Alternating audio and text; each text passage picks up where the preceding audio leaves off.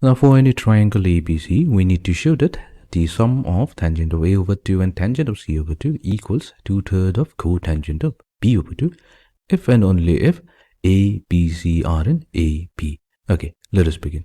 Now first, let's try to understand few terminologies that will be used in this problem and also the formula that we'll be using. Suppose we have a triangle ABC.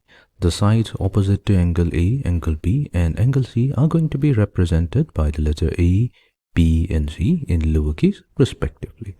Now if we take the sum of the sides A plus B plus C, that's going to give us the perimeter of the triangle. Now if we take half of that perimeter, that gives us the semi-perimeter of the triangle, which is denoted by the letter S in lowercase. Okay, and also we have the half angle formula given by tangent of A over 2, tangent of B over 2 and tangent of C over 2. We'll be using this formula. So let's begin our problem from the left hand side. So here on the left hand side we have the half angle formula, tangent of A over 2, tangent of B over 2 and tangent of C over 2. Okay, let us begin. Now in the problem we need to show that this particular trig equation is true if and only if ABC are in arithmetic progression. So what we'll do, we'll suppose that this particular equation is true and we'll start from here. So here let us suppose that tangent of A over 2 added to tangent of C over 2, let's say this is equals to 2/3 of cotangent of B over 2. Now what we'll do, we'll use the formulas here. So tangent of A over 2, this can be replaced with the square root of S minus B multiplied to S minus C whole divided by S times S minus A added to tangent of C over 2. So tangent of C over 2, that's given by the square root of S minus A multiplied to S minus B whole divided by S times S minus C. This is going to be equals to 2/3 of, now here we have cotangent of B over 2, but we have the formula for tangent of B over 2. We know that the cotangent function is simply the reciprocal of the tangent function. So what we'll do, we'll take the reciprocal of tangent of B over 2. So that means we have S multiplied to S minus B divided by S minus A times S minus C.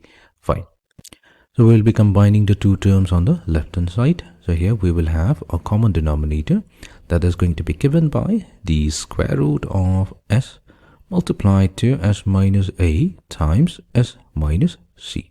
So in the numerator we have square root of S minus B multiplied to S minus C squared added to the square root of S minus A squared times S minus B. This is going to be equals to the 2/3 of the square root of S times S minus B divided by S minus A times S minus C. Further simplification is going to give us, so here we have S minus C multiplied to the square root of S minus B added to, we have S minus A multiplied to the square root of S minus B. This is going to be divided by, so we have here square root of S multiplied to the square root of S minus A times S minus C. That will be equals to the 2/3 of square root of S multiplied to square root of S minus B whole divided by square root of S minus A times S minus C. So here we can factor out some common terms from both of the sides. So here we can factor out square root of S minus A times S minus C from the denominator portion. We can factor out square root of S minus B from the numerator part. So this is going to leave us with S minus C added to S minus A whole divided by square root of S. This is going to be equals to 2 times square root of S divided by 3. We have simplified our problem. Now let's go for further simplification. Now we have 2 times S minus A plus C divided by square root of S. This is going to be equals to 2 times square root of S divided by 3. Now what is 2 times S? We have already defined that A plus B plus C whole divided by 2. That's the semi-perimeter S.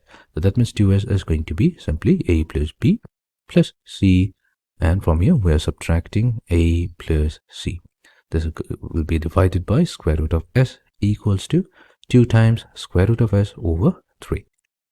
Now, in the numerator part, we'll be only left with b. So, with b over square root of s equals to 2 times square root of s over 3. So, let's cross multiply. The cross multiply is going to give us 3 times b equals to 2 times s. So, 3b is going to be 2 times s. So, we can replace 2s with a plus b plus c. But a simplification is now going to give us 2b equals to a plus c. Now, what does it mean when we say 2b equals to a plus c?